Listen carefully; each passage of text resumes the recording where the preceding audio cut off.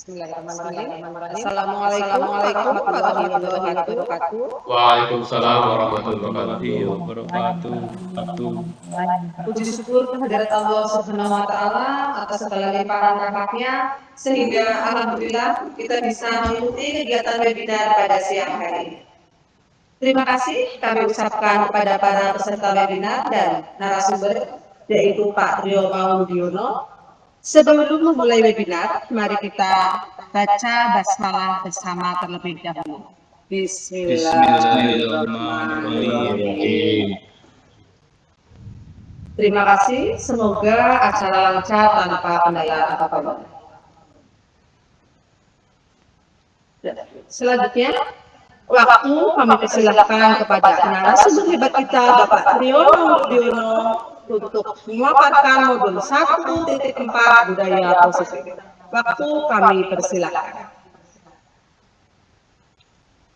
Terima kasih kepada narasumber Ibu Hayatul Nikmah atas waktunya. Terima kasih kepada teman-teman semua guru hebat yang sudah bersedia hadir dalam webinar kali ini. Baik, izin share screen terlebih dahulu.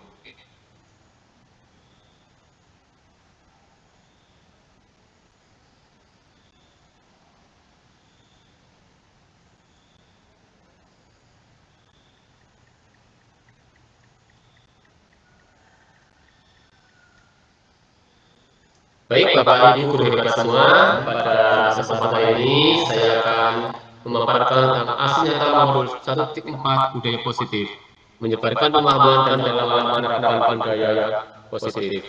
Oleh saya, Trio Mauludiono, SPDC, Guru SDN 3 Karangrawang. Selamat datang, mari kita belajar bersama. Untuk kesempatan ini bukan berarti saya menggurui atau lebih pintar dari teman-teman semua guru hebat, tetapi kita saling berkolaborasi, saling mendukung demi terwujudnya sekolah kita yang disiplin positif. Kemudian kita share pengetahuan kita, bukan berarti saya di sini sebagai sumber pengetahuan atau lebih pintar, tetapi di sini kita bertukar pengalaman tentang budaya positif.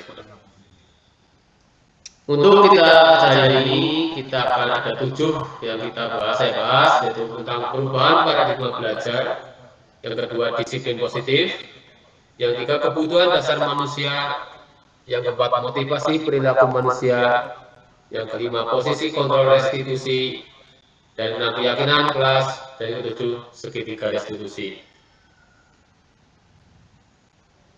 Apa sih paradigma baru kita yang akan kita bahas kali ini? Bahwa pembelajaran dan paradigma baru dirancang berdasarkan pembelajaran yang terdiferensiasi sehingga setiap siswa belajar sesuai dengan kebutuhan dari tahap perkembangannya untuk mewujudkan profil pelajar Pancasila. Jadi di sini kita berusaha menghargai berbagai perbedaan yang ada pada masing-masing individu anak didik kita, bahwa kita jangan mensamaratakan. Artinya di sini kita harus berusaha melayani kebutuhan setiap anak, meskipun kita laksanakan dalam klasikal, tapi kita tetap menyentuh posisi atau keberadaan anak didik kita yang berbeda. Misalkan kita posisinya kepada anak yang lebih di dalam kelas kita lebih aktif, kita berikan tambahan materi, kemudian yang kurang kita bimbing, kemudian juga bisa dalam tutor supaya di mana teman-teman dari yang sudah menguasai materi kita bantu, suruh bantu temannya yang masih kurang, sehingga kita bisa melayani ke teman yang anak kita yang kurang tadi. Sehingga di sini kita bisa memanfaatkan bahwa kita tidak hanya menyentuh mereka yang punya prestasi lebih, tetapi kepada yang mereka punya kemampuan di bawah itu juga kita sentuh. Kemudian berikutnya ada disiplin positif. Di sini dalam budaya kita, maka disiplin itu sering berhubungan untuk mendapatkan kepahaman, sehingga bisa disiplin itu kalau tidak kita sadari dalam diri kita sendiri akan menimbulkan ketidaknyamanan atau keterpaksaan. Meskipun kadang di awal dari keterpaksaan itu bisa menjadi suatu budaya besar, tapi kadang tidak sedikit bahwa disiplin itu ada yang merasakan tersiksa atau terpaksaan, yaitu membuat mereka semakin jauh dari apa yang kita harapkan. Bahwa siswa sering mendengar dalam kelas kita ada peraturan tata tertib. Nah, Dengan mendengar kata seperti itu, kita sudah ada angan-angan diri kita, ada angan-angan bahwa itu aturan harus dilaksanakan. Kalau dilaksanakan, kita akan terkena hukuman. Nah, untuk itu kita nanti di sini kita akan mengubah paradigma kita dengan disiplin positif. Kita ubah menjadi nanti ada keyakinan kelas. Kemudian sebagai pendidik, kita juga berusaha untuk mengubah apa-apa yang ada pada diri kita untuk lebih lagi kita lebih melayani anak didik kita agar anak didik kita bisa berdisiplin diri dari dalam diri atau munculnya kesadaran internal dari diri sendiri sehingga mereka bisa mengacu pada nilai-nilai kebajikan universal untuk mengembangkan motivasi intrinsik lagi bukan hanya sekedar motivasi ekstrinsik. Jadi motivasi ini sudah ada dalam diri sendiri sehingga ada tidaknya pengawasan, ada tidaknya yang melihat kita, anak-anak didik kita sudah bisa melaksanakan atau pada diri kita sendiri sebagai pendidik sudah bisa melaksanakan tanpa harus melalui pengawasan.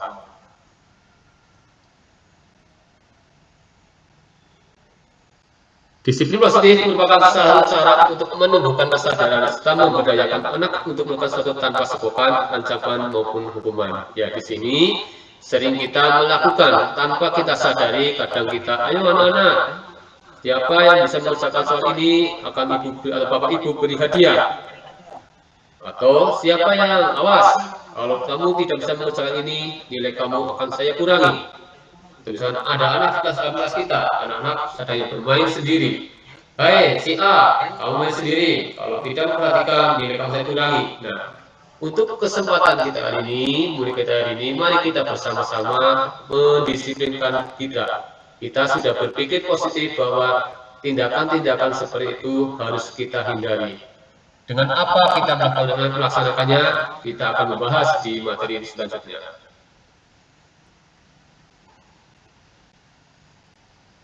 Kebutuhan dasar manusia, baik kita sebagai orang dewasa atau anak didik, kita mempunyai 5 kebutuhan dasar. Yang pertama, bertahan hidup. Jelas, kita sebagai makhluk hidup, sebagai manusia, ingin hidup, ingin tinggal, kita butuh makan, butuh minum, butuh pakaian, tempat tinggal, kebutuhan kita. Wajib kita penuhi. Kita berusaha untuk memenuhi, supaya apa? Kita bisa bertahan hidup. Yang kedua, kasih sayang dan rasa diterima. Biasanya di sini anak-anak kalau mereka kurang kasih sayang atau tidak diterima di kelasnya di kelompoknya, dia akan melakukan suatu kegiatan. Misalkan sering kamu sendiri, tujuannya adalah mereka cari perhatian dari kita, baik kepada temannya atau kepada kita sehingga ada teguran. Kadang mereka merasa ketika mereka ditegur, mereka mendapatkan perhatian lebih. Maka kita seharusnya tidak selalu melihat sebagai keramaian anak itu sebagai suatu hal yang negatif, tapi kita harus mengetahui apa kebutuhan dasar manusia karena salah satu adalah kebutuhan tentang kasih sayang dan rasa diterima. Kebutuhan yang ketiga adalah penguasaan, di mana kita sering sekali melihat anak yang ingin menang sendiri atau ingin berkuasa, jadi kita bisa melihat bahwa anak tersebut membutuhkan penguasaan. Ya, jadi di sini misalkan dari sekelompoknya itu ada anak yang paling ingin tampil lebih, ingin menjadi nomor 1. Itu karena setiap orang dewasa juga mempunyai kebutuhan penguasaan. Yang keempat, kebebasan. Kebebasan di sini diartikan bahwa siswa tidak ingin terkekang oleh peraturan yang ada. Peraturan yang seperti kita laksanakan sebelum-sebelumnya, tata tertib dan aturan itu merupakan satu pengekangan pada anak. Nah, maka nanti kita melaksanakan dengan adanya kesepakatan kelas. Jadi secara universal, dasar manusia yang kepada kebebasan. Semua orang ingin hidup bebas, ingin hidup merdeka. Yang kelima adalah kesenangan. Jelas, baik anak-anak orang dewasa membutuhkan kesenangan untuk hidup, sehingga mereka bisa memenuhi apa yang mereka harapkan, memenuhi apa yang mereka harapkan, apa yang mereka ceritakan, hidup, kasih sayang, penguasaan, bebas, dan akhirnya bisa merasakan kesenangan pada diri mereka. Motivasi atau perilaku manusia. Motivasi merupakan dorongan yang timbul pada diri seorang secara sadar atau tidak sadar untuk melakukan suatu tindakan dengan tujuan tertentu. Jadi motivasi ada dorongan. Di sini motivasi ada dua, motivasi yang bersifat internal dan motivasi yang bersifat eksternal. Motivasi internal adalah motivasi yang berasal dari diri sendiri atau dalam diri manusia sendiri.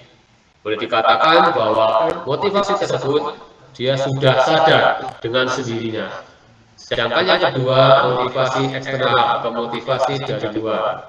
Nah, motivasi ini bisa sebagai bentuk dorongan untuk memenuhi kebutuhan dasar manusia, baik anak-anak maupun orang dewasa. Ada motivasi, misalkan untuk mendapatkan rasa senang, dia ingin mendapatkan, misalkan apa yang diinginkan, cita-citanya ingin memperoleh sepeda, berarti dia ada motivasi dalam diri sendiri, misalkan belajar atau menabung.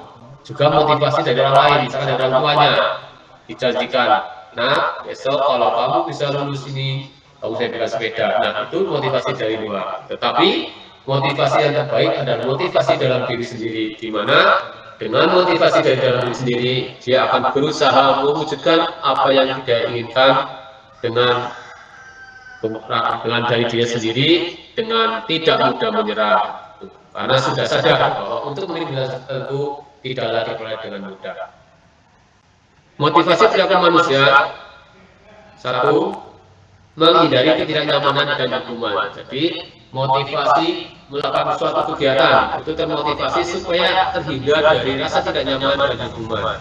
Misalkan murid berusaha akan disiplin diri karena takut dihukum.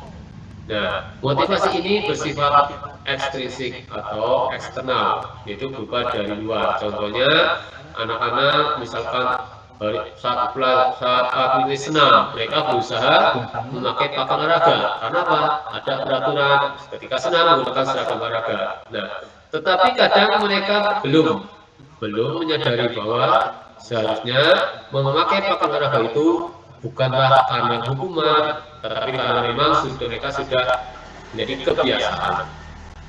Yang kedua, mendapatkan imbalan atau penghargaan dari orang lain. Ya, jadi murid melakukan satu disiplin diri karena ingin mendapatkan imbalan. Ini juga termasuk motivasi ekstrinsik. Jadi, imbalan atau penghargaan di dalam ini itu masih bersifat dikatakan bisa sebagai suatu hal yang tidak boleh dilakukan. Ya memang paradigma kita saat ini atau sebelumnya mengenal bahwa hukuman yang hanya dengan penghukuman. Penghargaan itu bukan hukuman, tapi sebetulnya penghargaan itu adalah kata halus dari sebuah hukuman. Kok bisa seperti itu? Bagaimana? Baik, nanti kita bahas di materi yang belakang. Kemudian yang ketiga, menghargai nilai-nilai kebajikan diri sendiri. Nah, nilai inilah yang perlu kita tumbuhkan, karena nilai ini adalah nilai intrinsik agar mereka melakukan tindakan disiplin, melakukan apapun itu karena mereka sudah menyadari bahwa itu adalah nilai kebajikan dirinya, untuk dirinya dan untuk orang lain tanpa harus dipengaruhi oleh orang lain.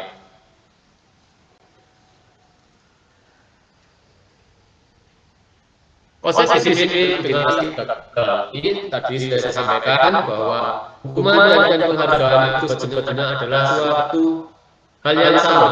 Cuma memang penghargaan itu sifatnya lebih halus. Saya katakan tadi lebih halus. Hukuman yang diperhalus kalimatnya. Kenapa? Kita lihat dulu hukuman. Di sini saya di warna merah karena apa? Ya hukuman itu yang menyakitkan, tidak nyaman. Murid menjadi takut, kita menjadi murid menjadi paksa, murid berusaha untuk menyembunyikan kesalahan sehingga menjadi seorang pembohong, dan murid menjadi rendah diri atau minder. Nah, ini karena adanya hukuman. Anak-anak besok harus bawa buku ini. Yang tidak bawa buku silakan tulis 10 kali kalimat tidak mengulang lagi. Nah, ini apa? Yang pertama, kalau ada anak yang tidak bawa buku, dia langsung pertama rasa tidak nyaman karena oleh teman-temannya pasti akan disurati, akan dicemooh. Yang kedua, menyakitkan, ya karena dicemooh menimbulkan rasa sakit di hatinya, kemudian memaksa murid, kemudian dia terpaksa, kemudian menyebut kesalahannya, dia beralasan, maaf bu, saya tidak bawa buku karena lupa. Nah, seringkali kita mendengar kata lupa ini hanya sekedar sebagai alasan, bukan sebagai suatu kenyataan. Ya ada sih beberapa kali anak itu lupa, tapi ya ada juga mereka yang hanya beralasan lupa. Kemudian saya juga menemukan beberapa kali bahwa ada anak yang tidak membawa buku, itu sebetulnya mereka membawa buku, tapi karena tidak mengerjakan PR, mereka menganggap tidak, mereka merasa tidak membawa buku. Kemudian yang berikutnya menjadi rendah diri, karena mendapat hukuman banyak, takut, terpaksa, kemudian akhirnya dia menjadi rendah diri atau menjadi merasa terasingkan atau tersendiri teman-temannya, sehingga di sini hukuman itu harus kita hindari. Untuk penghargaan yang pertama tidak efektif. Kenapa tidak efektif? Di sini penghargaan bisa dilakukan hanya bagi mereka-mereka yang punya nilai-nilai positif. Sedangkan mereka yang tidak mampu akan mengalami rasa menjadi sebuah hukuman, mereka menjadi minder. Contohnya seperti ini, misalkan ada pertanyaan, anak-anak, siapa nama presiden kita yang pertama? Misalkan bagi anak-anak yang mereka bisa menjawab, misalkan nanti ada yang jawab, saya beri uang 1.000. Nah, bagi kalau setiap kita merasa seperti itu, bagi anak-anak yang pendek itu melakukan suatu hal yang positif karena mereka berusaha akan bisa, tapi juga nanti membutuhkan dampak negatif juga. Nah, bagi mereka yang tidak punya kepandaian di tingkat rata-rata, mereka akan selalu merasa tersisih, akhirnya mereka merasa dirinya, lah, saya tidak bisa. Akhirnya menjadi minder dan menjadi apatis atau tidak ada lagi untuk mau berupaya menjadi lebih baik. Yang kedua, merusak hubungan atau sifat iri. Ya jelas, harus berkali-kali teman mereka yang diperoleh, dia tidak bisa, akhirnya dia menjadi iri atau disini menimbulkan sifat yang tidak baik. Kemudian dia juga mematikan kreativitas. Kreativitas berkembang, cara misalkan mengerjakan sesuatu karena ada motivasi. Bagi mereka yang mampu atau yang pandai, jelas bisa merasa motivasinya. Tetapi bagi tadi, bagi mereka yang tidak mampu akan semakin merasa tidak mampu dan tidak mampu. Kemudian menghukum dengan sistematik. Ya, untuk kurikulum merdeka ini kita sudah melaksanakan, di mana sistem ranking kita diadakan di penilaian akhir tahun, penerimaan raport kita diadakan. Kenapa? Memang ranking itu sebagai penghargaan, tetapi di sini sifatnya pasukan. Kita bukan melaksanakan kejuaraan, bukan melaksanakan perlombaan, tapi kita memberikan pelajaran dan pendidikan, bukan sebuah lomba memperoleh nilai 100, bukan, tapi bagaimana kita berusaha memperoleh 100 itu dengan berbagai proses-proses yang dilakukan. Jadi di sini sistem ranking itu hanya menghargai mereka yang punya prestasi, tapi tidak menghargai proses. Bisa saja anak-anak yang sudah berusaha maksimal, tapi tetap hasil segitu tidak akan merasa dihargai. Kemudian yang kelima, merampas hak menghargai dirinya. Betul. Tadi bagi anak-anak yang kurang mampu, sebetulnya itu sudah maksimal sekali, tetapi karena memang kita melihatnya sebagai penghargaan, ranking 1-10, sedangkan mereka yang 1-5 ke bawah itu akan merasa tidak dihargai. Seharusnya dengan kita mengenal paradigma baru, disiplin positif bahwa siapapun berhak mendapatkan penghargaan. Jadi penghargaan di sini boleh kita lakukan dengan syarat bahwa penghargaan itu menyentuh ke semua aspek, ke semua anak, baik yang mampu maupun yang tidak mampu. Jadi dengan kata lain bahwa hukuman dan penghargaan merupakan suatu hal yang sama. Untuk itu kita nanti akan membagi hukuman menjadi sebuah restitusi dan penghargaan menjadi apresiasi. Apakah bedanya? Bahwa restitusi itu kita menggali satu persatu permasalahan dan menemukan anak menjadi sadar dirinya. Kemudian penghargaan adalah dengan apresiasi. Baik anak yang mampu atau tidak mampu, kita wajib dengan apresiasi. Dengan apresiasi ini bahwa anak akan merasa dihargai, sehingga mereka akan berusaha. Dengan nilai segini aja saya sudah dihargai, apalagi nanti bisa nilai lebih baik lagi, berusaha untuk lebih maksimal. Memang ya kita selama ini lebih menghargai itu sebagai sesuatu yang baik, tetapi ternyata penghargaan itu bukan hal yang positif. konsep disiplin dengan identitas sukses. Nah, di sini ada konsekuensi dan restitusi. Konsekuensi bersifat jangka pendek, perlu monitoring berkelanjutan, stimulus respon, murid menghormati peraturan, kehilangan waktu untuk merenungi kesalahan. Jadi di sini sifatnya adalah jangka pendek. Perlu adanya pengawasan, pemantauan dari orang dewasa atau di sini adalah guru. Kemudian murid sudah mulai menghormati peraturan, jadi sudah mulai ada kesadaran bahwa peraturan itu wajib kita laksanakan bukan karena kita tetap mendapatkan hukuman, tapi karena memang nilai yang harus kita jalankan. Kemudian kehilangan waktu untuk merenungi kesalahan karena jangka pendek, maka waktu untuk merenungi kesalahan menjadi terbatas. Sedangkan restitusi di sini adalah menjadikan murid bertanggung jawab untuk perilakunya. Fokus pada pemecahan masalah.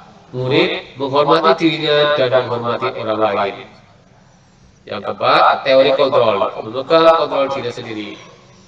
Yang kelima, murid bersemangat memperbaiki kesalahan. Jadi dengan adanya restitusi ini, anak-anak akan menemukan kenapa saya melakukan ini, apa akibatnya kita melakukan ini, dan bagaimana saya harus memperbaiki ini agar saya tidak mengulangi lagi dan bisa bermanfaat untuk diri sendiri dan orang lain. Untuk pengertian konsep disiplin dengan pendekatan restitusi, yaitu sebuah cara menanamkan disiplin positif pada murid. Nah, restitusi adalah proses menciptakan kondisi bagi murid untuk memperbaiki kesalahan mereka sehingga mereka bisa kembali pada kelompok mereka dengan karakter yang lebih kuat. Kosen 2004. Jadi restitusi di sini adalah usaha dari guru. Biasanya guru pada muridnya yang melakukan pelanggaran dengan cara yang pertama mengetahui apa penyebabnya, kemudian saling berkomunikasi. Adanya komunikasi antara keluarga siswa dengan guru. Ciri-ciri restitusi bukan untuk menebus kesalahan, namun untuk belajar dari kesalahannya. Dua, memperbaiki hubungan. Tiga, tawaran bukan paksaan. Empat, menuntun untuk melihat ke dalam diri. Lima, mencari kebutuhan dasar yang mendasari tindakan. 6. Fokus pada karakter bukan tindakan. 7. Memuatkan dan fokus pada solusi. Jadi di sini tadi pertama bukan untuk menebus kesalahan, mereka dipanggil, diberikan restitusi, bukan mereka menyalahkan. Kita tidak menyalahkan. Kenapa kamu ini tanpa adanya jawaban dari murid. Di sini yang kita lakukan adalah adanya saling komunikasi sehingga kita sebagai guru bisa mengetahui apa penyebab dia melakukan kesalahan-kesalahan itu. Kemudian setelah kita tahu, kita saling komunikasi akan ada hubungan yang baik antara guru dan murid. Kemudian murid merasa sekali dia tidak melihat itu, tidak ada paksaan untuk dia memperbaiki diri, sehingga dia bisa merenung dan dirinya sendiri, apa sih yang saya butuhkan, kenapa saya melakukan kegiatan ini, dan apa yang saya harus lakukan supaya saya tidak mengulang lagi, sehingga timbullah rasa motivasi dalam diri yang kuat, sehingga dia bisa melaksanakan kembali atau kembali kepada kelompoknya menjadi yang lebih baik. Bisa dikatakan sebagai win-win, jadi lebih baik, senang dan menikmati. Perbedaan perlakuan antara hukum dengan konsekuensi dan restitusi. Di sini sebagai contoh adalah siswa. Adanya siswa yang sering tidak mengerjakan PR. Lalu bentuknya hukuman. Guru langsung menghukum. Dengan siswa disuruh berdiri di depan atau pojok kelas. Guru memarahi murid sehingga murid tahu. Apabila kita melakukan konsekuensi, sini guru memberikan konsekuensinya berupa mengerjakan PR saat jam istirahat. Jadi di sini masih ada waktu pelanggaran, yaitu mereka anaknya melanggar tersita istirahatnya untuk mengerjakan PR. Yang kedua, siswa misalnya tidak mengulang lagi sebanyak 10 kali. Yang ketiga, guru tegas dan selalu menghormati peraturan. Ketika konsekuensi ini mulai ada kesadaran pada anak, di mana dia akan berusaha untuk melaksanakan atau sebagai bentuk dari pelanggarannya adalah dia harus kehilangan jam istirahatnya untuk mengerjakan PR. Kemudian dalam dirinya dia menulis berulang kali sehingga dia ingat bahwa dia tidak akan mengulangi lagi untuk tidak mengerjakan PR. Kemudian setelah melalui konsekuensi itu, dia akan berusaha untuk menghormati peraturan. Tetapi sekali lagi konsekuensi di sini sifatnya adalah jangka pendek. Ketika guru tidak memperhatikan lagi atau guru sibuk dengan yang lain tidak lupa untuk mengawasi dia akan kembali lagi pada ada mungkin melakukan mengulang lagi kesalahannya. Kemudian untuk restitusi, guru menanyakan tiap kelas atau dirinya dan membantu siswa menyelesaikan masalahnya. Guru terbuka dan siswa menghormati dirinya dan orang lain. Di sini dengan guru melakukan restitusi, di sini guru berkomunikasi dengan anak, ditanyakan kenapa dia tidak mengerjakan PR, atau mungkin di rumah tidak punya buku pegangan, atau di rumah disuruh membantu orang tuanya, atau mungkin tidur klasik, atau mungkin nonton televisi malam. Nah, ini ada bermacam-macam alasan dari anak. Nah, dengan adanya sesi, anak akan berusaha menjawab adanya komunikasi yang baik antara guru dan anak, sehingga apa yang dia rasakan, apa yang dia inginkan akan bisa disampaikan, sehingga nanti guru bisa membantu siswa menyelesaikan masalahnya. Dengan adanya komunikasi yang baik antara guru dan murid, sehingga nanti siswa akan lebih menghormati dirinya, menghormati orang lain, dan menghormati guru. Dalam pelaksanaan disiplin positif, sebagai seorang guru harus bisa menempatkan atau kita tahu posisi kontrol kita dalam melaksanakan restitusi. Yang pertama adalah penghukum. Yang kedua, membuat rasa bersalah. Yang ketiga, sebagai teman. Yang keempat, sebagai pemantau. Dan yang kelima, sebagai manajer. Contoh penerapan 5 posisi kontrol. Kasusnya, kasus adalah siswa tidak memakai seragam olahraga saat senam pagi. Apabila kita melaksanakan sebagai penghukum, posisi kita sebagai penghukum, maka kita biasanya langsung, kamu sepatunya harus sekolah, karena kamu tidak pakai baju olahraga, kamu sekarang berdiri di barisan paling depan. Nah, kalau sebagai penghukum, memang menghukum itu boleh, tetapi ini sebagai posisi kontrol terendah. Ya, jadi memang apa? Penghukum kita melaksanakan aturan yang sudah tertulis bahwa kalau anak tidak memakai seragam olahraga saat senam pagi, maka anak harus berdiri di depan. Itu melaksanakan aturan. Kita sebagai guru tidak salah karena melaksanakan aturan, tetapi dampak bagi anak itu akan dirasakan lebih. Jadi di sini sebagai penghukum, sebagai posisi kontrol yang terendah. Yang kedua, yang meningkat lagi adalah membuat rasa bersalah. Di sini adanya siswa dan guru berusaha memberikan pertanyaan, tetapi yang membuat anak merasa bersalah. Di sini dia menjadi salahnya, tetapi salah di sini menjadi memojokkan dia merasa terpojok. Kamu seharusnya sudah tahu aturan dalam senam pagi. Berapa kali Pak Guru memberitahu kamu, Pak Guru kecewa sama kamu. Di sini membuat rasa bersalah sudah mulai adanya komunikasi, tapi lebih sedikit. Sehingga apa? Sehingga anak tetap merasa sebagai terhukum.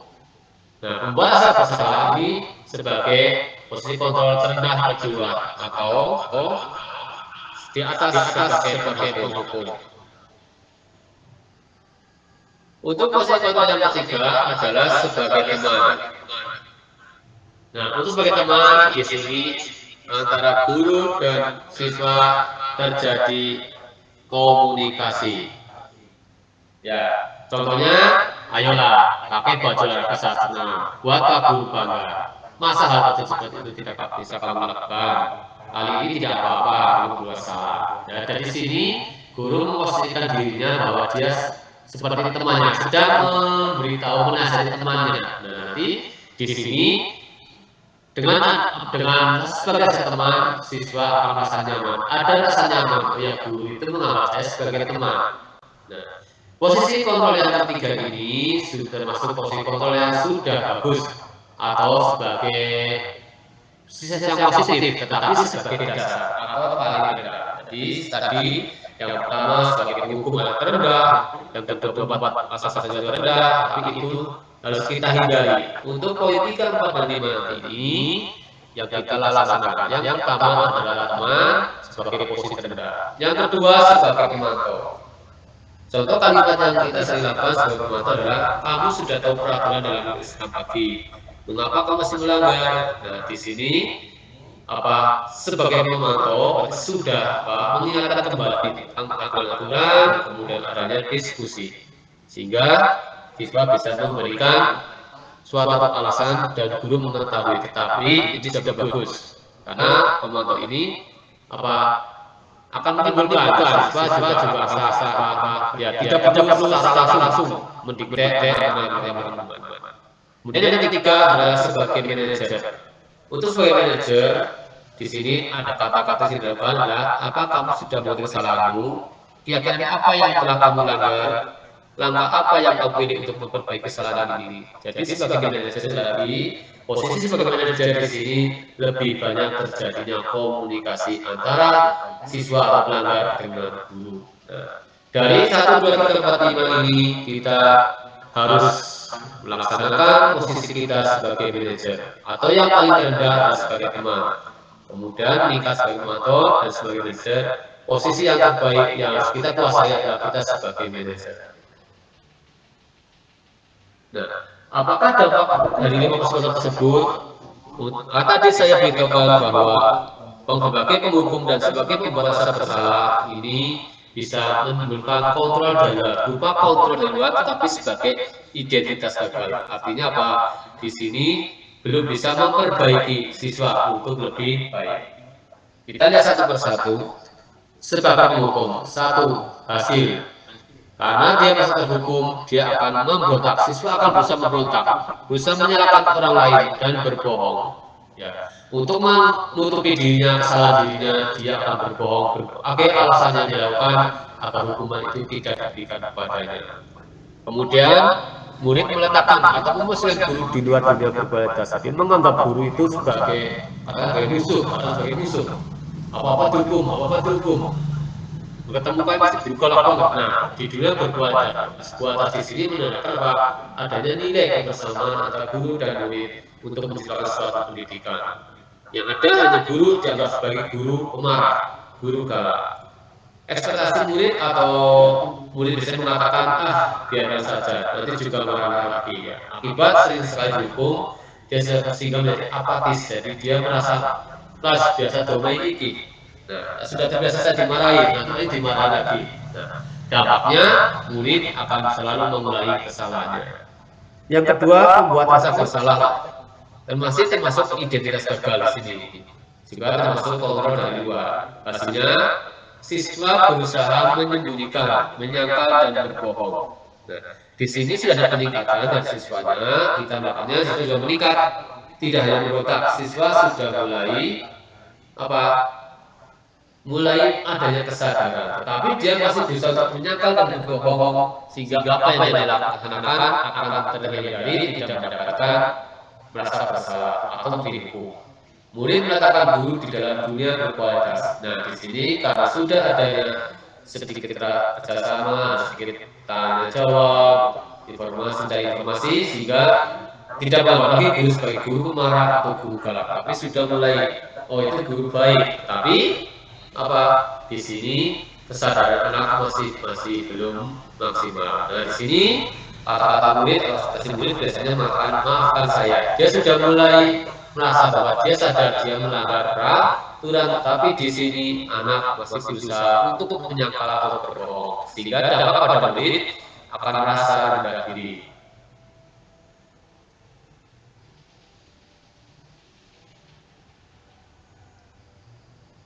Identitas berhasil. Untuk yang ketiga adalah teman. Yang keempat, ini yang salah tulis. Yang keempat adalah pemantau dan yang kelima adalah manajer.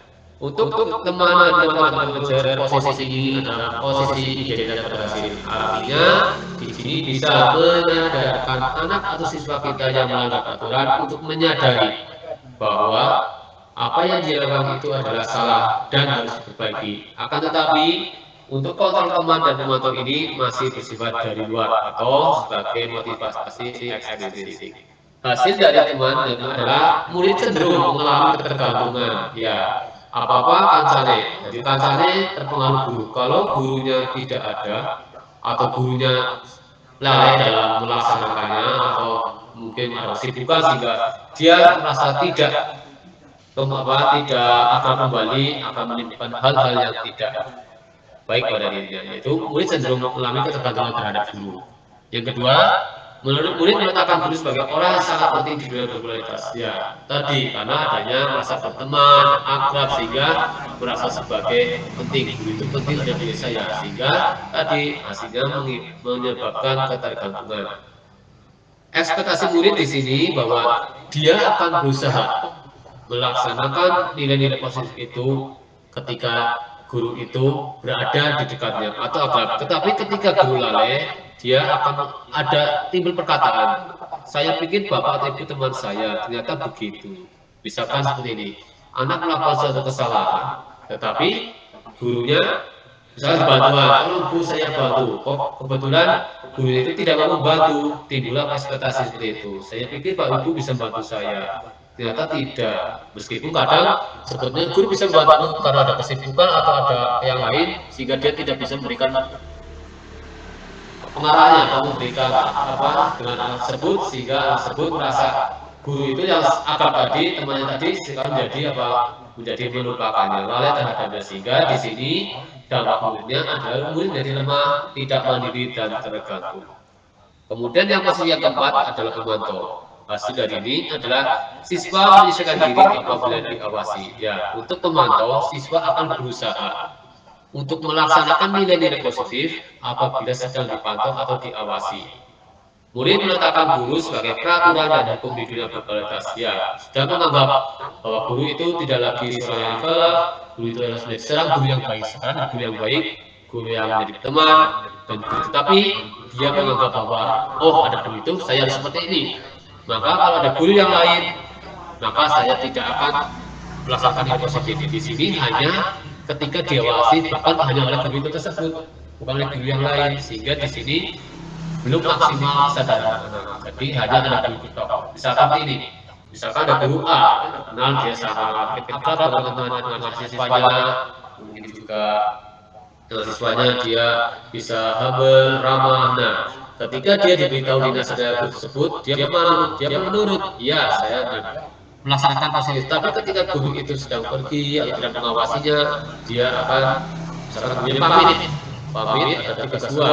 Nah, karena merasa tidak diawasi oleh guru tersebut, maka dia akan lupa, dia mungkin akan melanggar peraturan dan lain-lain. Itu.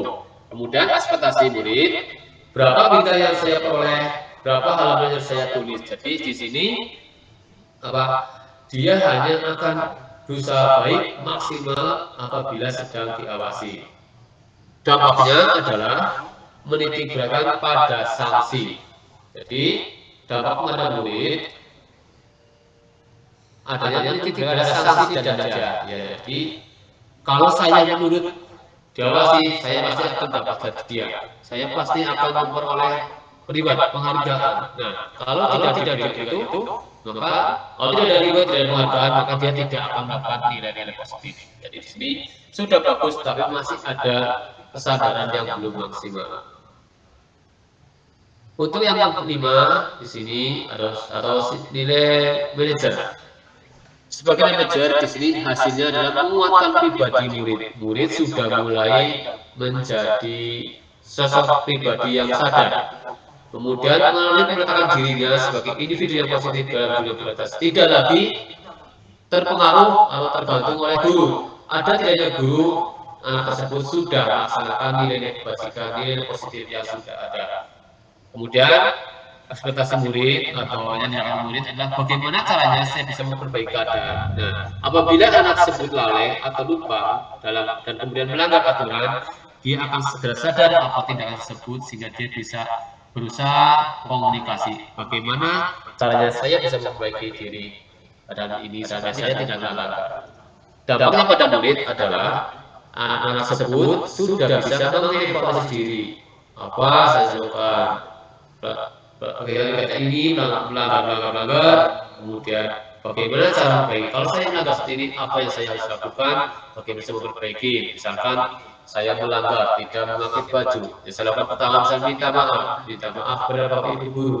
Maaf Pak Bu, saya hari ini tidak memakai seragam olahraga, saya seperti ini, minta maaf. Kemudian saya berusaha untuk memperbaiki diri. Di rumah kemudian dia bisa menyiapkan, oh besok lihat jadwal, besok saya jadwal senam sudah dipersiapkan dari awal. Nah itu jadi dengan adanya posisi sebagai manajer, dampak pada murid jelas, mengevaluasi murid dapat kesadaran yang positif dari dalam dirinya sendiri. Dia sudah bisa mengontrol diri dari dalam, tidak hanya ada atau tidaknya guru, dia sudah bisa melaksanakan nilai-nilai positif, sehingga dalam rangka kontrol guru mampu memposisikan dirinya dari yang terendah adalah sebagai teman, sebagai pemantau, dan yang terbaik adalah sebagai manajer.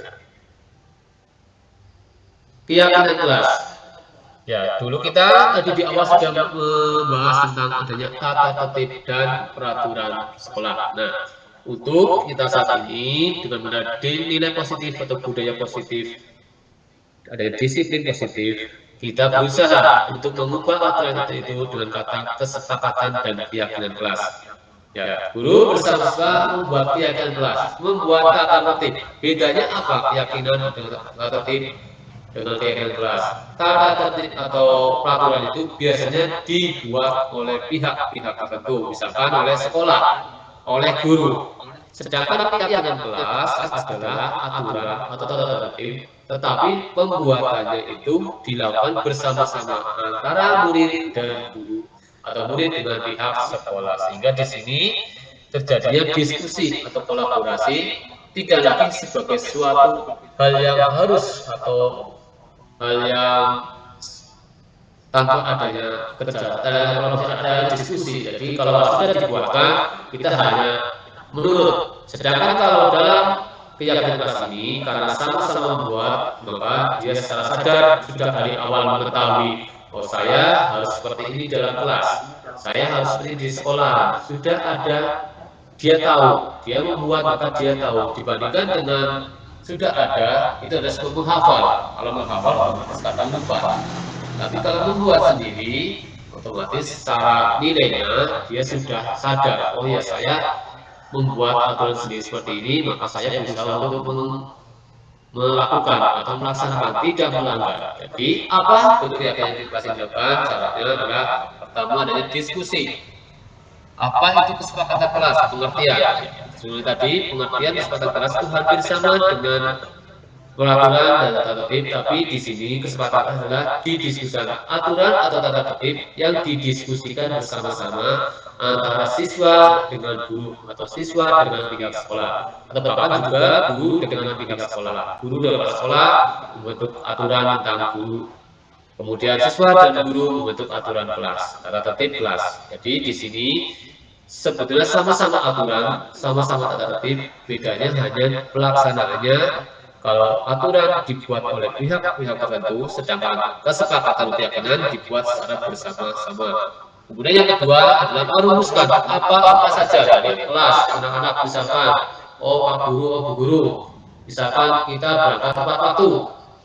Kemudian ada lagi, misalkan belajar sambil santai, tapi serius, istirahat di luar kelas, kemudian menghormati orang lain yang berbicara, dan membaca kesepakatannya dari anak, kita tahu, kita tulis semua. Nah, kemudian dari kesepakatan itu kita tuliskan mana yang akan dilaksanakan. Ya, informasinya kita tidak perlu banyak, tapi kita ambil beberapa yang urgent atau penting, tetapi anak-anak bisa atau tahu atau mampu melaksanakan. Kemudian dari hasil kesepakatan itu yang kita sepakati akan menjadi keyakinan. Setelah disepakati, ditulis kembali, kita tempelkan di papan dinding atau di papan kelas, dan menjadi sebuah keyakinan. Keyakinan inilah yang kita tadi sebagai aturan atau tata tertib, tetapi yang dibuat secara bersama-sama antara murid dan guru, sehingga menjadi keyakinan kelas, bukan lagi tata tertib kelas atau aturan kelas. Nah, di sini Ini contoh saya lakukan dengan murid bahwa saya bersama murid di sini bawah melakukan keyakinan membuat kesepakatan kelas. Di sini masing-masing anak menuliskan apa yang dia inginkan, apa yang harus dilaksanakan, atau tata tertib yang ingin dilaksanakan sama, dituliskan di kertas sebuah kertas, kemudian ditempelkan di papan atau kita tempelkan di kertas manila.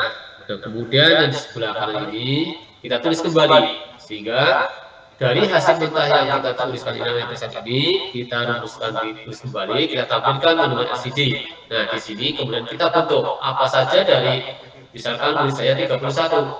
Dari 31 keinginan itu, apa yang disepakati. Nah, kesepakatan itulah yang buat di sebagai keyakinan kelas. Nah, contohnya nih keyakinan kelas ada disiplin waktu, misalkan berangkat lebih awal, tugas piket harus datang lebih awal, saling membantu sama kerja kelompok, menjaga kebersihan kelas, belajar menghormati sesama, menghargai juga teman-teman yang sedang berbicara, jujur dalam melaksanakan tes, menerapkan senyum, sapa, salam, sopan, dan santun, dan masih banyak dari yang tambahkan lagi. Ini hanya beberapa dari keyakinan kelas yang sudah saya buat. Nah, bagaimana pembentukan kelas? Kelas ini lebih bersifat abstrak dari peraturan ya. Sama-sama aturan, kalimatnya kita lebih terasa lebih halus. Kemudian sedikit saja agar mudah diingat, berupa pernyataan universal sesuai dengan kondisi kelas dan sekolah agar mudah diterapkan. Dibuat dalam bentuk positif. Semua warga kelas sekolah dilibatkan sama tadi. Kita menerima aspirasi atau pendapat siswa, kemudian kita ambil dari siswa itu kesepakatan apa. Nah, kesepakatan yang sudah ditentukan bersama-sama menjadi sebuah keyakinan. Nah, tadi dalam nilai positif kita melaksanakan 3 restitusi.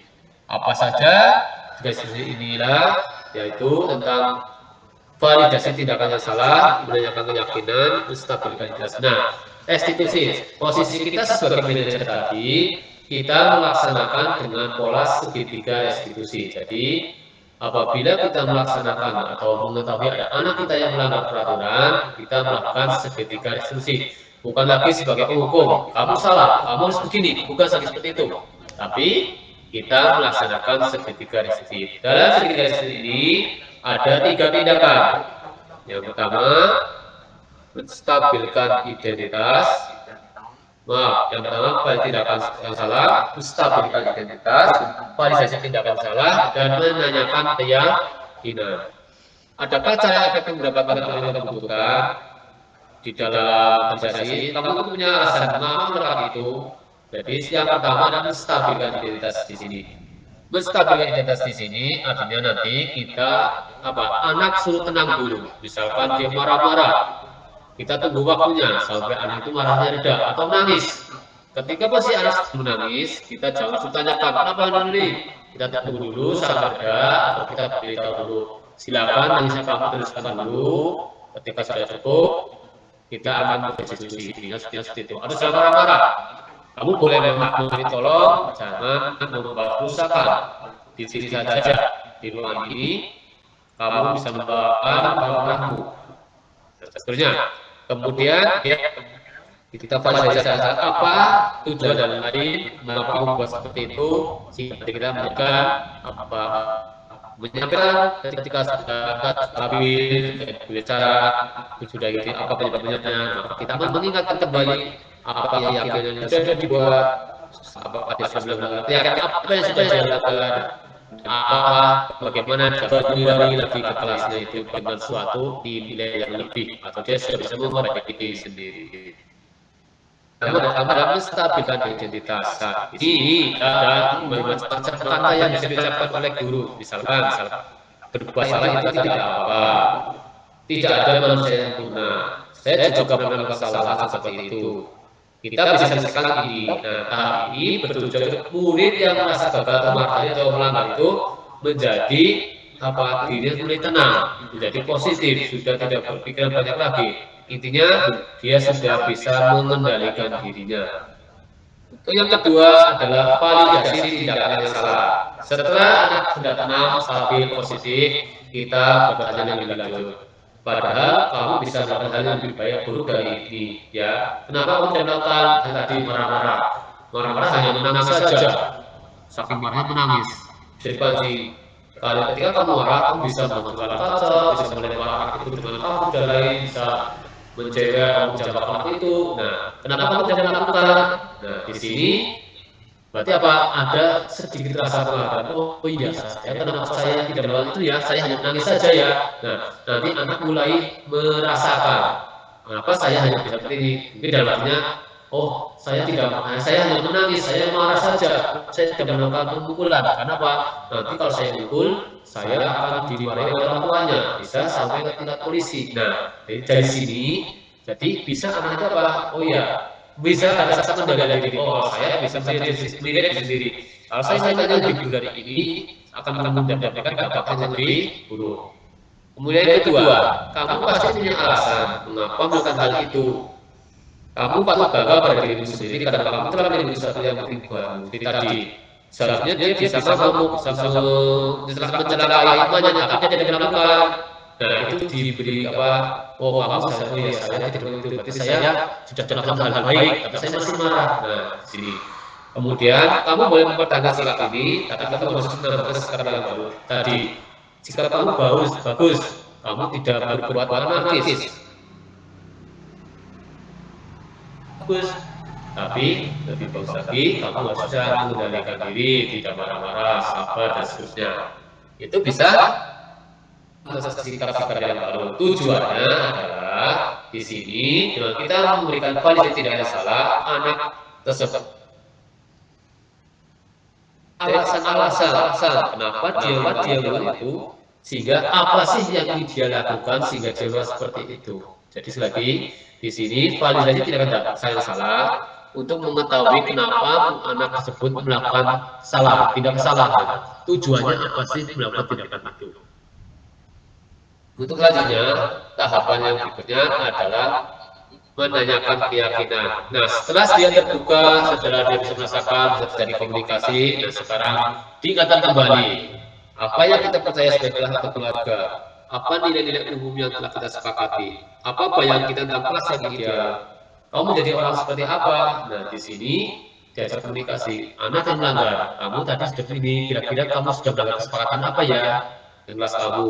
Oh, di dalam kelas kita tidak boleh berkelahi, seperti itu. Nah, di sini mengingatkan kembali. Nah, kalau kamu berkelahi, tentu akan menimbulkan dampak yang lebih buruk. Nah, kira-kira kamu melakukan tidak? Oh tidak. Nah, dia tanya jawab seperti itu, sehingga siswa akan meyakini apa yang menjadi keyakinan kelas, keyakinan diri, dan dipercaya, dan menjadikan orang yang diinginkan. Artinya, dia kembali ke kelasnya bukan lagi sebagai seorang pemarah, tapi ada keyakinan tambah yakin. Oh iya, ketika saya marah, saya tidak boleh melakukan hal yang tidak baik, dan saya akan berusaha untuk tidak menjadi orang yang marah. Ketika ada orang lain yang menjahili saya bisa menahan diri, kalau tidak akan saya sampaikan pada bapak ibu guru. Jika saya seperti itu. Jadi, setelah menanyakan keyakinan, akan ada nilai baru pada anak tersebut, dan dia kembali ke kelasnya, ke lingkungannya menjadi lebih baik. Nah, berikut ini ada beberapa video yang dapat saya tambahkan sebagai contoh penerapan studi saya. Mohon maaf apabila dalam nanti pembukaan video ini terjadi kendala, akan saya skip saja. Ini hanya sebagai contoh saya melaksanakan studi karya institusi ini.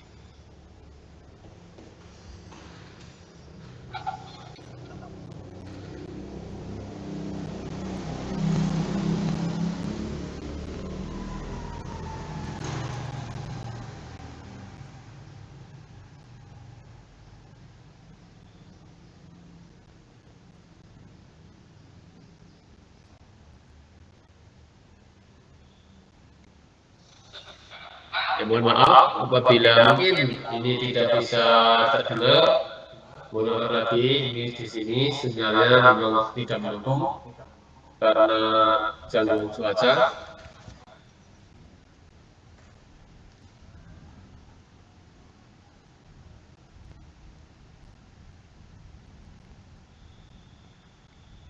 Ya, untuk mungkin lain kali bisa saya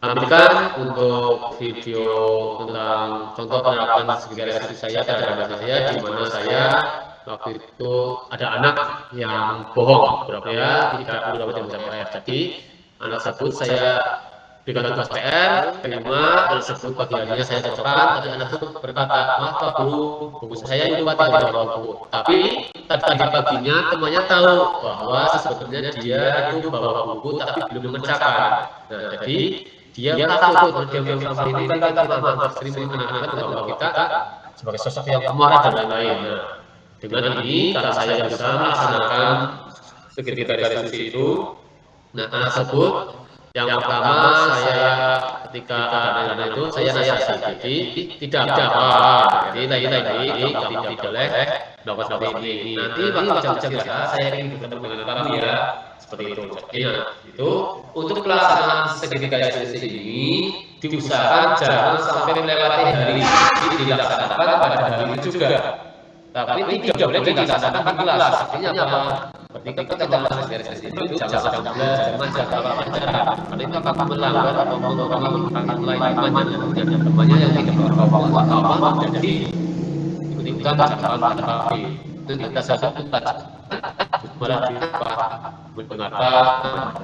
jadi untuk melaksanakan tiga restitusi aku bisa tidak bisa untuk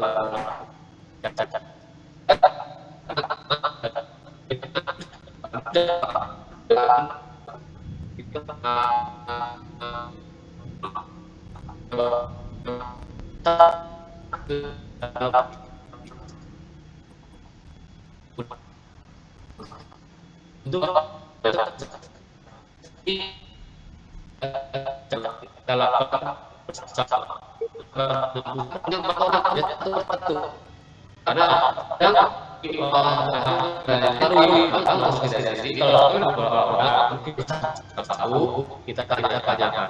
Kemudian yang itu tersebut mengakui bahwa dia lupa karena malam harinya dia menonton televisi terlalu asik terlalu lama sampai malam sehingga dia lupa mengerjakan PR. Tapi harinya dia bangun kesiangan, jadi dia tidak sempat mengerjakan PR. Tapi setelah saya tanyakan, dia berusaha untuk tidak mengulang lagi. Dan saat ya tidak apa, lain dari kerjaan dicek kembali dia belum selama itu saya lagi diulang sampai sebenarnya jam 8 kita cek lagi tugas-tugasnya ada tidak dikerjakan itu untuk pelaksanaan tadi lagi karena gambar tidak bisa dibuka. Dan kemudian dalam penerapan program seperti ini dapatnya belum memiliki standar kerja profesional dan belum mampu berefektif dan ada posisi kontrolnya. Bagaimana menempatkan dirinya sebagai seorang mau posisi manajer yang mungkin murid dari saja mandiri berbeda dan jawab.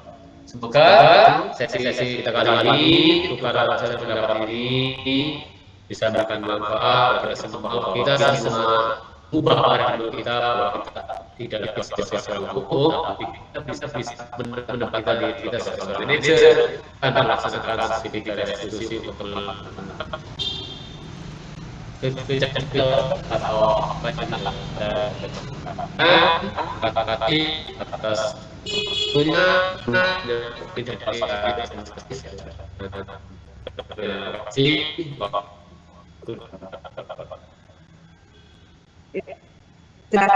terima kasih Pak Tono sebagai ini yang memberikan jelasan lagi kalau semua atau tapi artinya tapi tak terlalu untuk cerita diskusi teori simpulan sehingga kita bisa mengambil kesimpulan. Peserta yang kami hormati saat ini sudah ada sesi jawab. Dipersilakan Bapak Ibu yang akan memberikan kata asn. Oke, sudah ada Pak Andrea Suto yang pada anak kami persilakan. Ya, terima kasih moderator. Terima kasih Pak Trio Maridono yang sudah sangat memberikan pencerahan bagi saya mengenai modul budaya positif. Untuk pertanyaan, saya ingin bertanya mengenai mengapa penghargaan itu bisa mematikan kreativitas siswa. Mohon dijelaskan Pak Tri. Matur nuwun.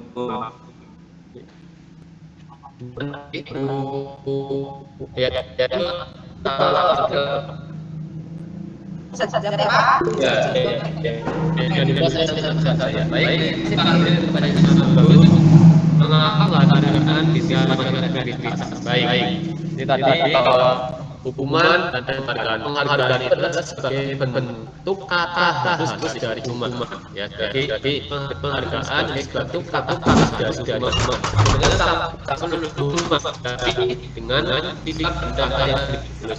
Contohnya seperti misalkan ada guru, silakan anak peserta yang paling status anak karena saya beri hadiah 10.000 seperti itu ya, beri hadiah 10.000. Nah, hadiah seperti ini atau penghargaan seperti ini itu sebenarnya sebuah hukuman bagi siapa? Bagi sebagian anak yang punya kemampuan di bawah rata. Misalkan ada anak-anak yang dalam sehari-hari ini hanya usaha tidak ada pendidikan itu dulu kali apa 100 itu ada satu hal yang bagi dia hanya bisa main dulu, otomatis bagi dia untuk mendapatkan ini besar itu supaya dia mendapatkan hadiah itu dia kurang salah ya kata bagi orang merasa tertekan jadi dilindungi bagi dia tidak bisa mampu berada itu, bahkan bagi mereka yang bisa belajar terus itu lama-lama dia menjadi saya belajar.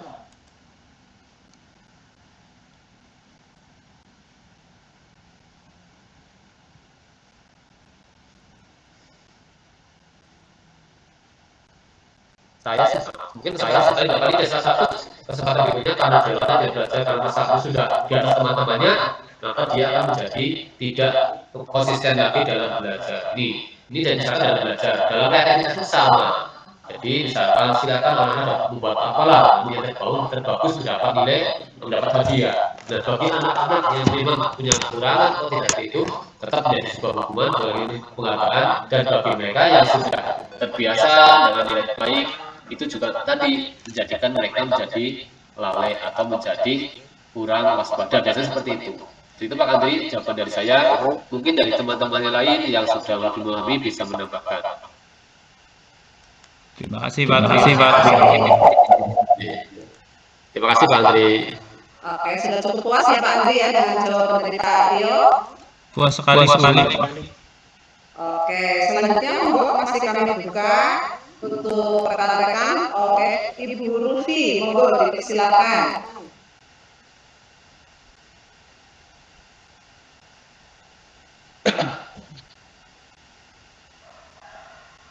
Halo Ibu Rufi. Ya, terima kasih atas waktu yang diberikan untuk saya.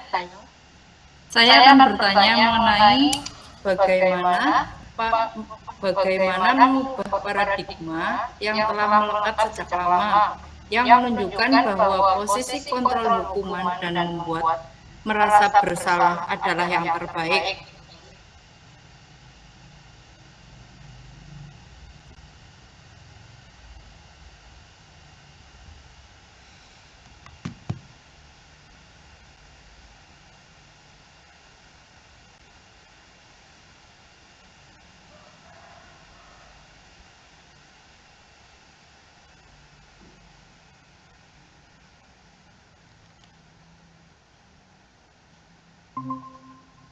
Posisi terendah bukan berarti tidak boleh dilakukan, boleh dilakukan, tapi dalam hal di sini hukumannya jangan hukuman yang berupa fisik, tapi usahakan kita menghindari karena ini nilai terendah. Nah, bagaimana kamu mengubah paradigma itu? Ya, memang selama ini seperti saya sendiri bahwa hukuman jelas, hukuman itu membuat anak menjadi sakit. Dan yang kita tidak tahu adalah penghargaan. Ternyata penghargaan itu bukan suatu hal yang baik, tapi bisa tadi akibatnya mematikan kreativitas, bisa merasakan anak semakin minder, dia tidak mau menjadi minder. Nah, bagaimana mengubah paradigma kita?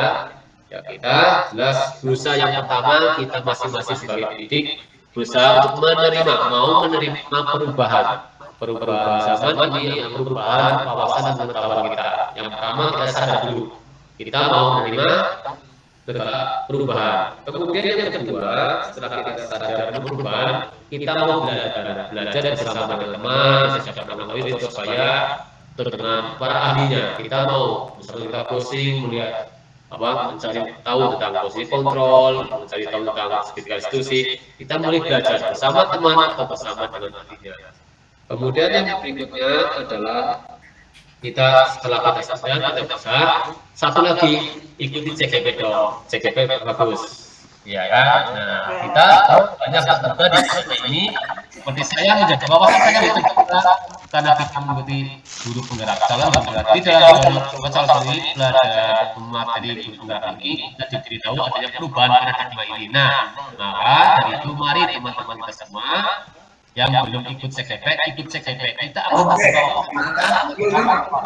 bagaimana kita menghadapi siswa, kita akan terbuka. Itu yang pertama sadar kita sendiri, kedua belajar, ketiga ikuti CGP mumpung masih terbuka waktunya. Begitu Bu Rufi jawaban dari saya. Ya, demikian Bu Rufi, saran dari kami segera daftar kalau ada program berikutnya atau mungkin susah ya karena Bapak senang sekali di program CGP ini. Ya, demikian Bu Rufi, pertanyaan jawaban dari Pak Trio sudah. Ya, sangat luas sekali. Oke, terima kasih. Ya. Kami masih buka, monggo Mbak Bu Anita sudah raise hand, dipersilakan Bu Anita.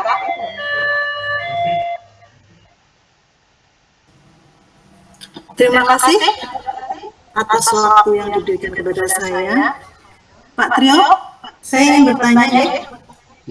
Tadi Pak Trio menyebutkan bahwa manusia itu mempunyai kebutuhan dasar. Nah, yang ingin saya tanyakan, apa dampak dari tidak terpenuhinya kebutuhan dasar manusia bagi murid dalam segi positif dan negatifnya? Terima kasih. Seperti itu pertanyaan dari saya, Pak Trio. Baik, terima kasih Bu Anita Wijayanti atas pertanyaannya. Apa dampak dari tidak terpenuhinya kebutuhan dasar manusia bagi murid dalam segi positif dan negatif? Ya, di sini ada kebutuhan dasar manusia tadi, ada kasih sayang, ada kebebasan, ada kesenangan, ada penguasaan, dan itu hidup juga. Nah, itu merupakan hak dasar kita, murid atau orang dewasa sama yang harus dipenuhi. Nah, bagaimanakah dampaknya bila tidak terpenuhi? Ya, jadi bila tidak terpenuhi di sini akan jadi penyimpangan. Sebagai contohnya, anak di sekolahan atau di rumah kurang kasih sayang, kurang perhatian. Di sekolah bisa cari perhatian, dengan mungkin suka jahili temannya atau suka beberapa berusaha melanggar aturan supaya mendapatkan perhatian dari tegur gurunya, otomatis mas kok seperti itu kamu melanggar ini. Nah, itu sebetulnya dia ingin hanya ingin perhatian dari gurunya, karena mungkin di rumah atau dari temannya dia tidak merasa kasih sayang itu, jadi menimbulkan dampak berupa cemburuan sosial atau penyimpangan sosial.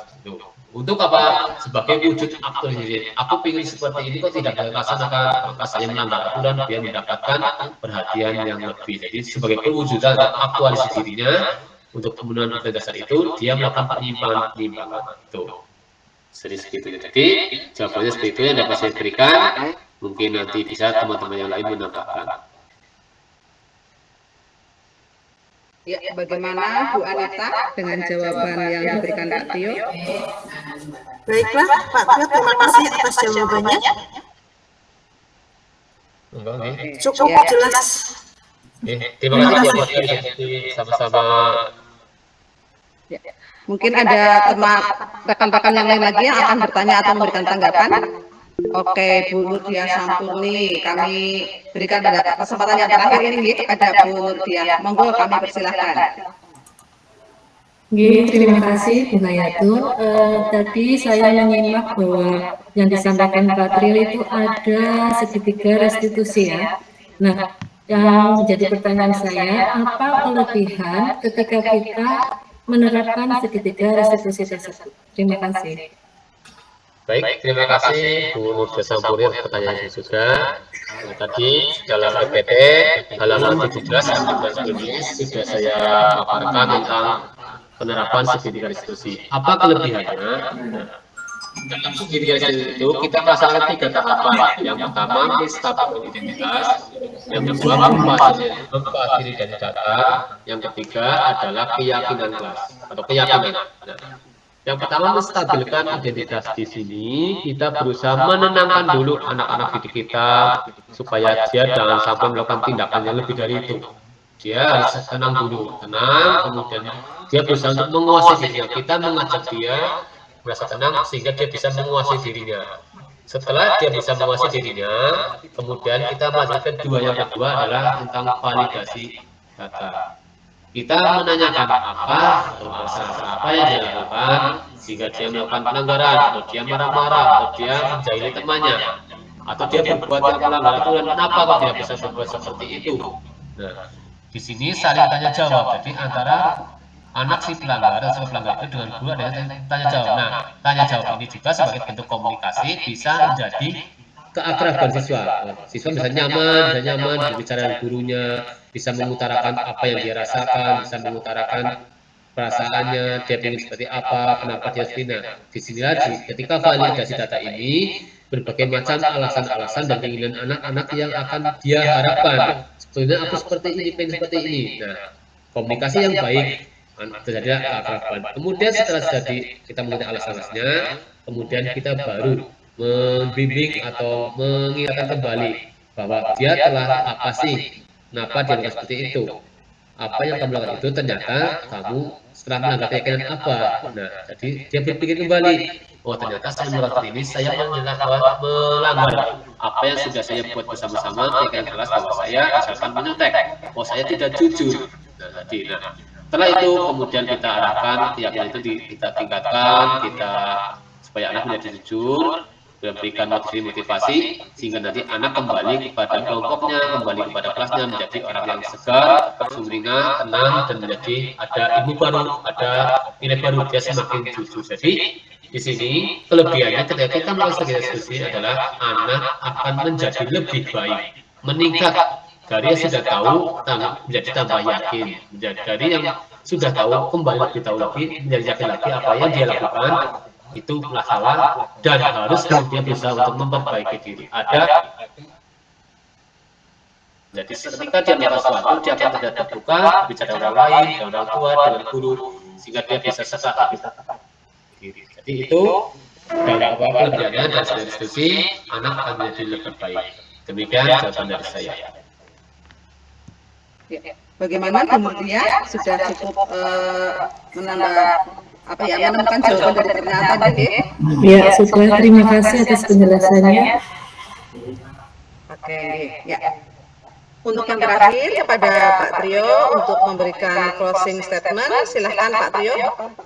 Baik, terima kasih kepada Bapak Ibu Bapak semua untuk waktunya yang bersedia mengikuti webinar kita hari ini.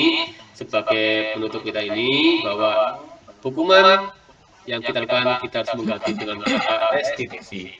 Hukuman, restitusi, penghargaan adalah apresiasi.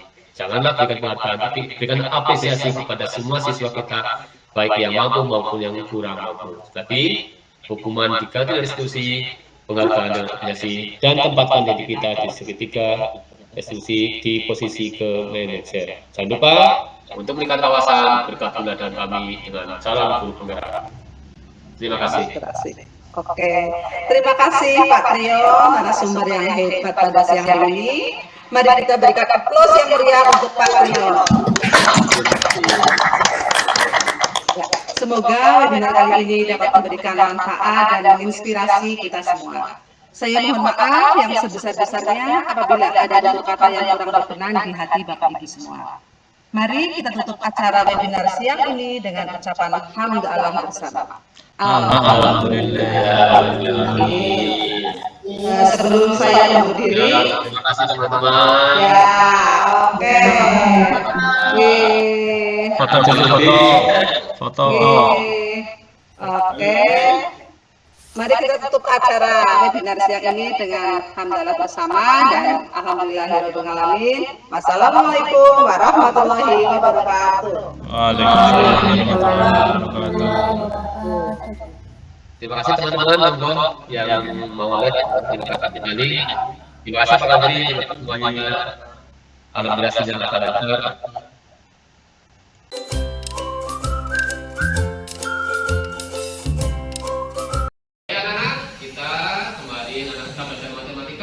Kemudian ada tugas yang anak, berapa tugasnya? 5. Nah, ini kita cocokkan tugasnya. Nanti anak maju.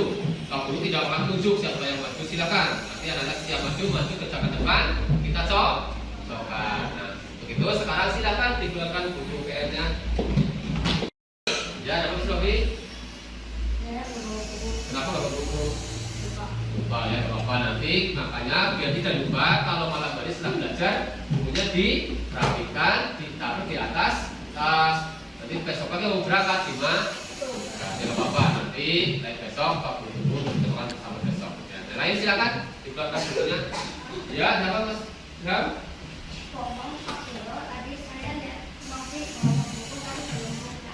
Gimana Mas Sofi? Betul?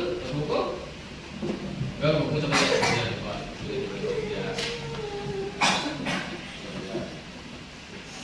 Oh iya, ini belum kerjakan. Apa mau kerjakan? Coba. Ya, itulah. Nanti silakan kamu depan, nanti kamu temukan dengan teman-teman, kamu depan ya. Ya kan, tapi anak-anak jalan depan, nanti kita koleksi bersama-sama. Mau maju saja, kamu tidak menunjuk, silakan maju. Silakan maju depan. Ini videonya. Ya, terima kasih sudah bisa. Yang keras ya, yang penting bisa ya. Nomornya dilingkari biar tidak untuk ya tidak. Sudah habis, maka silakan bukunya ditunjukin 50, nanti Pak Guru nilai, kemudian istirahat dulu. Silakan depan. Itu saja. Ya, istirahat. Istirahat.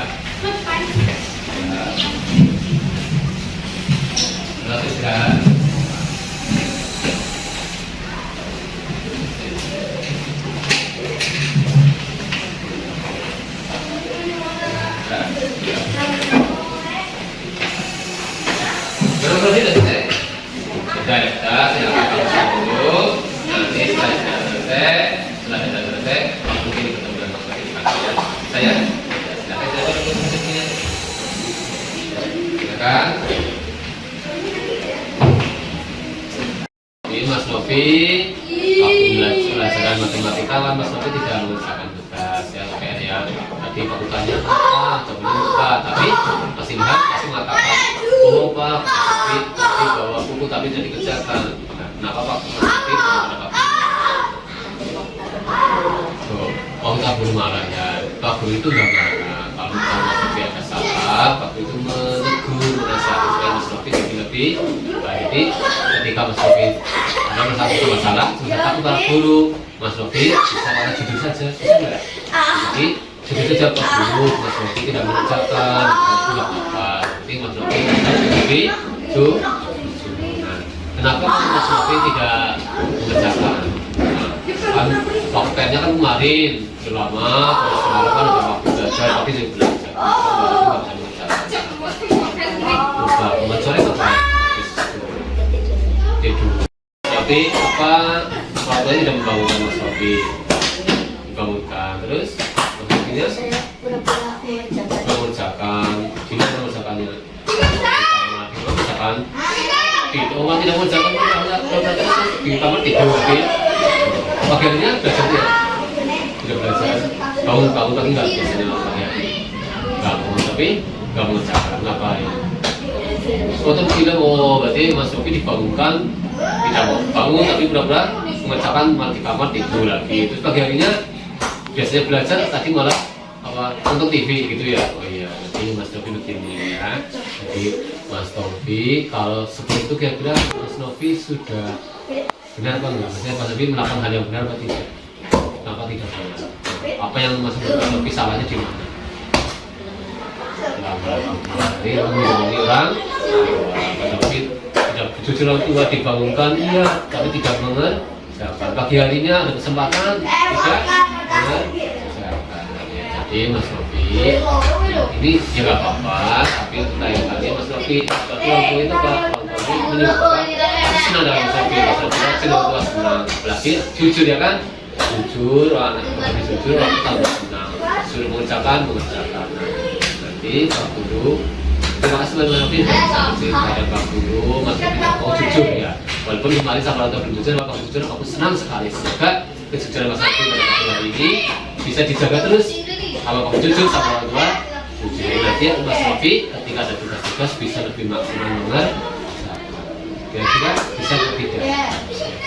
Jadi Pak Guru tunggu kesempatan yang akan datang, jadi ada Mas Novi, tinggal Mas Novi sudah bisa melaksanakan tujuan itu atau tidak, apakah nanti lupa lagi, kalau lupa atau yang lain lagi, Pak Guru tunggu. Pak Guru saya percaya, Pak Guru percaya Mas Novi yang hebat bisa menjaga itu. Itu tetap semangat ya lagi, Pak Guru percaya Mas Novi itu hanya hilaf ya, Mas Novi itu tidak lupa, tidak mengerjakan, tapi tolong jangan diulangi lagi. Mas Novi semangat, ada apa kejujuran itu sangat bermanfaat sekali. Kalau Mas Novi sendiri, buat Pak Guru atau buat semua, ini berarti kejujuran harus dijaga walaupun dilakukan lebih baik jujur walaupun kadang itu Pak lagi saya takut Pak Guru jangan seperti itu. Pak Guru salah, Pak Guru lebih mengerti kejujuran dan Pak Guru dibohongi. Nanti kalau Pak Guru dibohongi, Pak Guru marah, misalkan udah masuk tambah takut. Nah kalau masuk jujur kan sering jujur kan Pak Guru nggak marah kan. Jadi Pak Guru udah marah kan? Pak Guru marah tidak? Bukan Pak Guru nggak marah. Pak Guru pengen hanya Pak Guru pengen Mas Novi bisa lebih baik dong. Ya saya. Nanti saya akan semangat untuk hari ini Mas Novi tidak usah berpikiran saya malu kalau tidak usah ya, sebagai pengalaman bahwa lain kali harus menjaga kejujuran. Terima kasih ya, silakan kembali ke kelas ya. Terima kasih.